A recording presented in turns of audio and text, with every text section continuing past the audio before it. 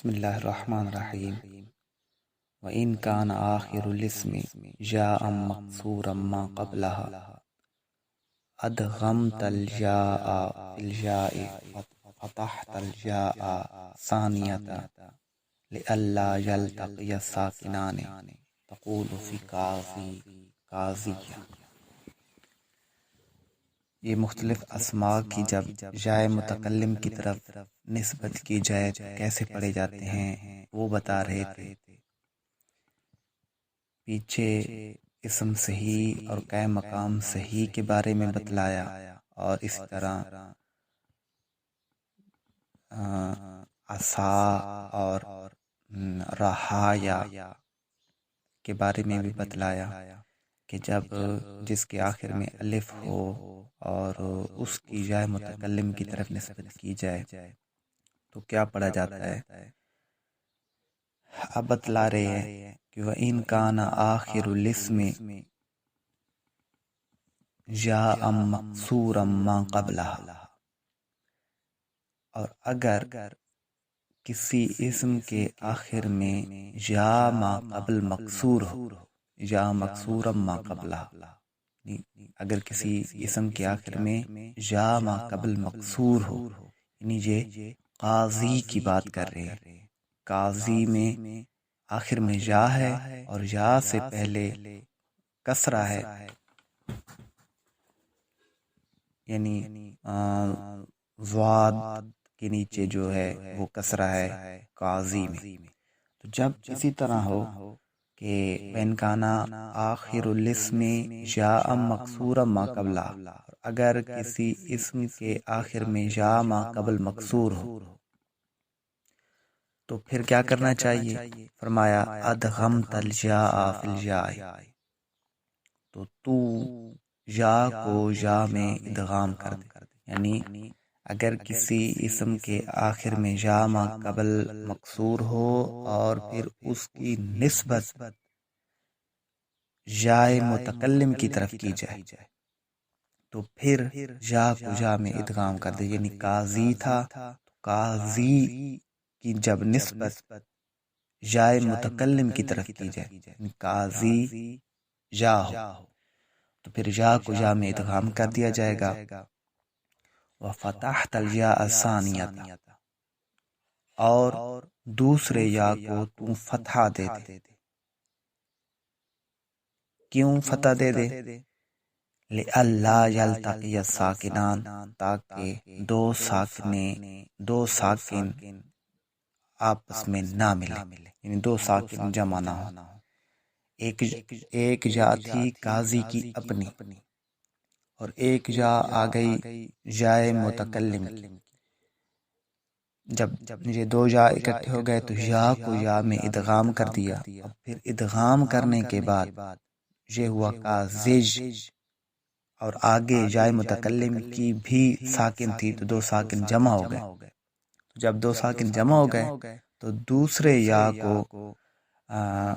فتح دے دیا جائے گا، تو فرمایا یہ بن جائے گا تقول فی قاضی قاضیہ، تو قاضی میں کہے گا قاضیہ۔ اب قاضیہ جو ہے اس میں یا متکلم کی جب ملائی گئی تو یا کو یا میں ادغام کر دیا، اب دو ساکن جمع ہو گئے، دو ساکنوں سے بچنے کے لیے آخری یا کو فتح دے دیا، قاضیہ ہو گیا۔ وَإِنْ كَانَ آخِرُهُ وَاوًا مَضْمُومًا مَا قَبْلَهَا قَلَبْتَهَا جَاءً وَعَمِلْتَ كَمَا عَمِلْتَ الْآنَ تَقُولُ جَاءَنِي مُسْلِمِيًّا۔ اب ایک اور صیغے کے بارے میں بتلا رہے ہیں کہ وَإِنْ كَانَ آخِرُهُ وَاوًا مَضْمُومًا، اور اگر آخر میں واو ما قبل مضموم ہو، واوا مضموما ما قبلها، اگر کسی اسم کے آخر میں واو ما قبل مضموم ہو، جیسے مسلمونا کی جب نسبت کی جائے جائے متکلم کی طرف، مسلمونا کی جائے متکلم کی طرف نسبت کی جائے تو نسبت کے وقت، اضافت کے وقت جمع کا نون گر جاتا ہے تو یہ مسلمو جا ہو گیا، یعنی نون کو گرا دیا، تو اب اس کے آخر میں واو ما قبل مضموم ہے مسلمو، یعنی واو ہے آخر میں اور ما قبل جو ہے وہ مضموم ہے، تو یہ مسلمو کی بات ہو رہی ہے۔ مسلم اصل میں مسلمون آتا، نون اضافت کی وجہ سے گر گئی، یعنی جب اس کی نسبت جائے متکلم کی طرف کریں گے تو نون گر جائے گی۔ اب آخر میں واو ما قبل مضموم رہ گیا، تو پھر کیا کرنا چاہیے؟ فرمایا قلبتہا یاء، واو کو یا میں تو بدل دے، مسلمو یا تھا تو واو کو یا میں بدل دیا، مسلموج یا ہو گیا۔ وعملتا کما عملت الآن، اور تو وہی عمل کر جو ابھی کیا۔ ابھی کیا کیا؟ یعنی یا کو یا میں ادغام کر دیا اور دوسرے یا کو فتح دے دی، تو یہاں بھی جب واو کو یا میں بدلا مسلم یا ہو گیا، تو اب یا کو یا میں ادغام کیا جائے گا تو مسلم مجا ہو گیا۔ اب یہ جو ہے یعنی آخری دوسرے یا کو فتح دے دیا جائے گا، مسلم مجا ہو گیا۔ اب یا ما قبل کسرہ کو چاہتا ہے تو ما قبل کسرہ دے دیا جائے گا، مسلم میہ بن جائے گا۔ تو یہ اب مسلم موجا کی کا طریقہ بتلایا کہ جب مسلم یعنی واو ما قبل مضموم کی جب جائے متکلم کی طرف نسبت کی جائے تو واو کو یا میں بدل دیتے ہیں، یا کو یا میں ادغام کر دیتے ہیں اور دوسرے یا کو فتح دے دیتے ہیں۔ آگے فرمایا وفی الاسماء الستۃ مضافۃ الی یا المتکلم تقول اخی و ابی و ہمی و ہنی و فی عند الاکثر و فمی عند قوم۔ اب اسماء ستہ مکبرہ کی جب جائے متکلم کی طرف نسبت ہو تو پھر کیسے پڑھیں گے؟ فرمایا وفی الاسماء الستۃ مضافۃ الی یا المتکلم، اور اسماء ستہ جب جائے متکلم کی طرف مضاف ہوں، تقولو تو کہے گا اخی ابی ہمی ہنی، یعنی اب اسماء ستہ میں جو چار ہیں اخی ابی ہمی یعنی اخن ابن ہنن ہمن، اب ان کی جب جائے متکلم کی طرف نسبت کی جائے گی تو یہ چار اخی ابی ہمی ہنی پڑھے جائیں گے، وفی عند الاکثر، اور وہ جو فمن تھا اور فمن کی جب جائے متکلم کی طرف نسبت کی جائے گی تو اکثر نحویوں کے نزدیک فمن جو اسماء ستہ میں سے ہے جب اس کی جائے متکلم کی طرف نسبت ہوگی تو یہ فیا پڑھا جائے گا۔ اب یہ فیا کیسے پڑھا جائے گا؟ اس کی وجہ یہ ہے کہ یہ جتنے بھی اسم ہیں ان کے آخر کو حذف کر دیا گیا ہے، یعنی اخون جو تھا اصل میں اخاون تھا، ابن اباون تھا، ہنن ہناون تھا، ہمن ہماون تھا، اور فمن اصل میں فوہن تھا۔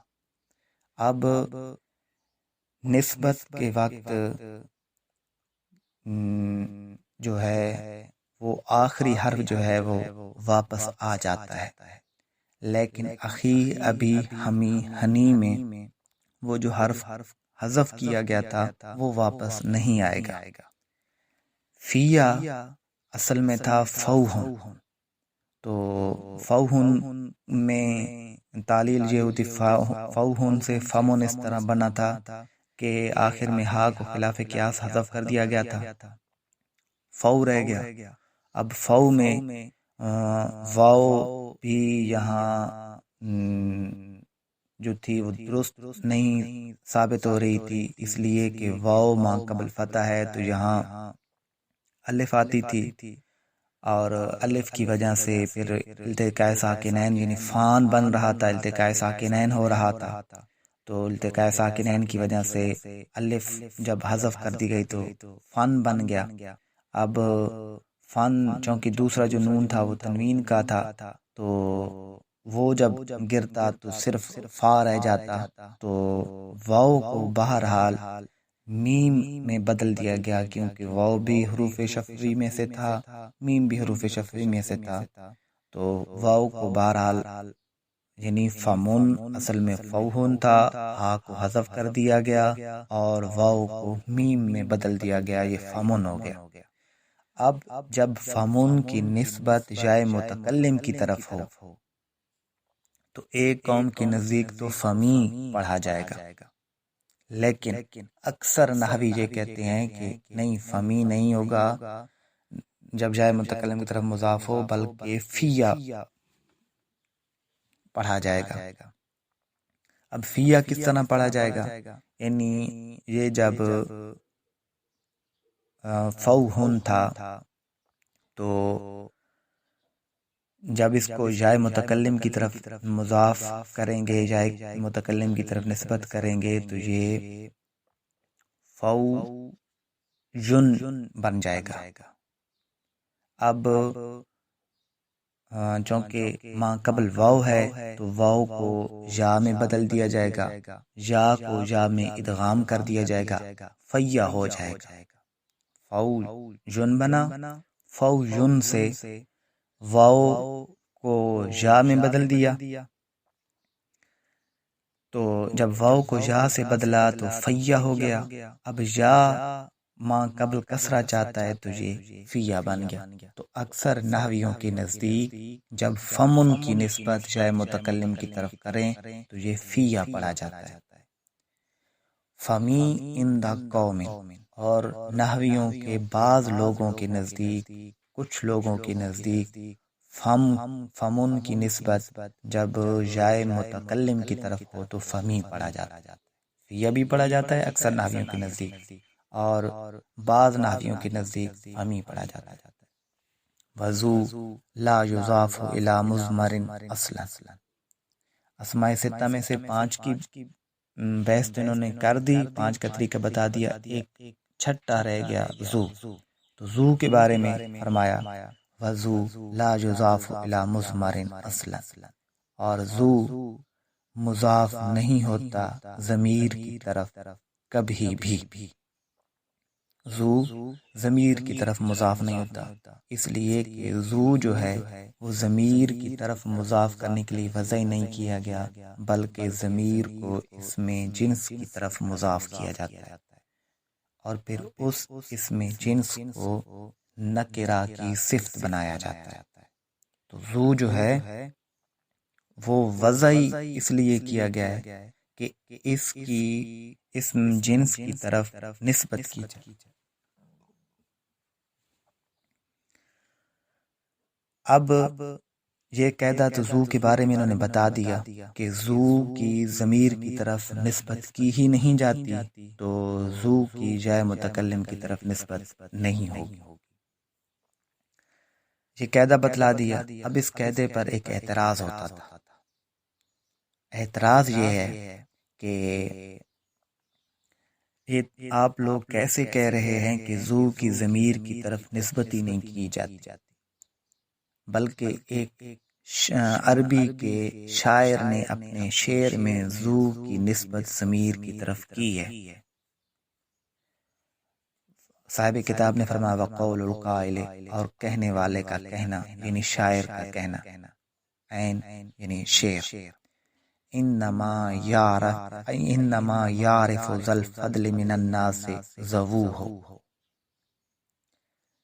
بے شک یعرف پہچانتا ہے، ذا الفضل فضل والا، من الناس لوگوں میں سے، ذووہ فضل والے، یہ ذوو چونکہ زو کی جمع ہے اور ہا کی ضمیر فضل کی طرف لوٹ رہی ہے، یعنی لوگوں میں سے فضل والے کو فضل والے ہی پہچانتے ہیں.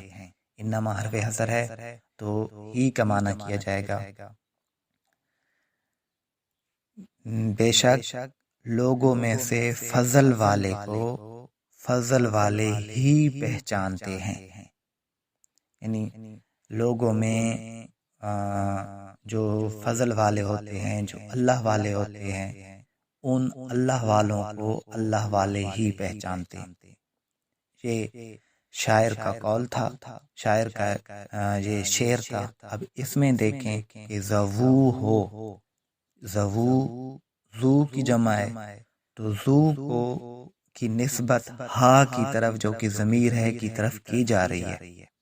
تو اعتراض جہاں اس شعر سے یہ استدلال کیا گیا کہ اور اس شعر سے یہ اعتراض پیدا ہوا کہ آپ نے کہا تھا کہ زو کی ضمیر کی طرف نسبت کی ہی نہیں جاتی، حالانکہ اس شعر میں شاعر نے زو کی نسبت ضمیر کی طرف کی ہے. تو صاحب کتاب نے فرمایا وقول القائل شاذ، یعنی یہ جو شاعر کا جو قول ہے اور اس میں زو کی نسبت جو ضمیر کی طرف کی جا رہی ہے شاذ، شاذ ہے. یعنی یہ بہت قلیل ہوتا ہے، بہت تھوڑا یا بہت کم مقامات ایسے ہیں جہاں شاعروں نے زو کی نسبت ضمیر کی طرف کی ہے. تو یہ بہت قلیل واقع ہوتا ہے. تو بہت قلیل واقع ہونے کی وجہ سے ہم یہ استدلال نہیں لے سکتے کہ زو کی نسبت ضمیر کی طرف ہوتی ہے. بہرحال یہ شاذ ہے، اس سے دلیل نہیں پکڑی جائے گی. وَإِذَا قَطَعْتَ هَذِهِ الْأَسْمَاءَ عَنِ الْإِضَافَةِ قُلْتَ أَخٌ وَأَبٌ وَحَمٌ وَحَنٌ وَفَمٌ، اور جب ان اسماء سے تو کاٹ ڈالے، ان اسماء سے، اسماء ستہ سے تو جب ختم کر دے، عن الاضافت، اضافت سے، یعنی جب ان اسماء سے تو اضافت کو ختم کر دے، قلتا تو کہے گا اخن، ابن، ہمن، ہنن، فمن. یعنی یہاں کہنا یہ چاہتے ہیں کہ جب ان اسماء سے اضافت ختم ہو جائے گی تو پھر وہ جو آخری حروف ان کے حذف کیے گئے ہیں وہ حذف ہی کیے جائیں گے، وہ واپس نہیں آئیں گے، جس طرح فیا میں آیا تھا. اور بعض نحویوں کے نزدیک اخیہ اور ابیہ میں بھی آتا ہے، وہاں بھی اصل جو حرف تھا جو حذف کیا گیا تھا وہ لوٹ آتا ہے. تو یہاں یہ فرما رہے ہیں کہ جب اضافت ختم ہو جائے گی تو ان کا آخری جو حرف حذف کیا گیا تھا وہ نہیں لوٹے گا. وزو لا یقطع عن الاضافت البتہ، اور زو اضافت سے بالکل بھی منقطع نہیں ہوتا. ولا یقطع، وزو لا یقطع، اور زو منقطع نہیں کیا جاتا، کاٹا نہیں جاتا. عن الاضافت، اضافت سے، البتہ یقینی طور پر، یقینی طور پر، قطعی طور پر زو سے اضافت ختم نہیں ہوتی. یعنی کیونکہ اس لیے کہ زو وضع ہی اس لیے کیا گیا ہے کہ اس کی اسم جنس کی طرف اضافت کی جائے، اور اس اسم جنس کی اضافت نکرہ کی طرف ہو، وہ بلکہ وہ اسم جنس نکرہ کی صفت بن جائے. زو کی وضع ہی اس لیے کی گئی. ھذا کلہ بتقدیر حرف الجر، یہ سب کے سب حرف جر کے ساتھ ہیں. یعنی ھذا سے اشارہ ہے نسبت لفظیہ کی طرف، اضافت لفظیہ کی طرف اور اضافت معنویہ کی طرف. تو اضافت لفظیہ اور اضافت معنویہ حرف جر کی تقدیر کے ساتھ ہیں. یعنی اضافت لفظیہ ہو یا اضافت معنویہ ہو، ان دونوں اضافتوں میں حرف جر مقدر ہوتا ہے. حرف جر ان میں پوشیدہ ہوتا ہے۔ اما ما یذکر فیہ حرف الجر لفظا فسیاتیک فی القسم الثالث انشاء اللہ تعالی۔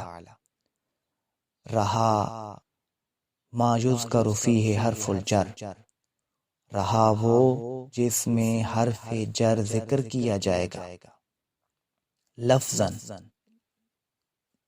جس میں حرف جر لفظاً ذکر کیا جائے گا، یعنی وہ نسبت جس میں حرف جر لفظاً ذکر کیا جائے گا، فسیاتی کا فی القسم الثالث، تو ان قریب وہ قسم ثالث میں آ جائے گا انشاءاللہ تعالی، اگر اللہ تعالیٰ نے چاہا۔ یعنی یہ جو نسبت معنویہ اور لفظیہ کی بحث تھی، اس میں حرف جر تقدیری تھا۔ اب جہاں حرف جر لفظی طور پر آئے گا تو اس کی بحث قسم ثالث میں، حروف کی بحث میں انشاءاللہ تعالی آ جائے گی۔